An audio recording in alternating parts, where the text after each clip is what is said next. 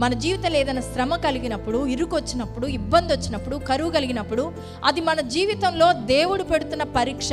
ఆ పరీక్షలో మనం ఎలా నిలిచి ఉంటామనే దానికే కొన్నిసార్లు మన జీవితంలో శ్రమలు అనుమతించబడుతూ ఉంటాయి. ఏదైనా ఒక నిర్ణయం తీసుకునేటప్పుడు, ఏదైనా ఒక పని చేసేటప్పుడు ఇది దేవునికి ఇష్టమైందేనా, యోగ్యమైందేనా అని ఆలోచించి నిర్ణయం తీసుకోవాలి. దేవుణ్ణి అడిగి తీసుకోవాలి. మోయాబు దేశం వెళ్తున్నప్పుడు అసలు మోయాబే దేవుడికి ఇష్టం లేదన్నప్పుడు అది దేవుడి చిత్తం ఎలా అవుతుంది?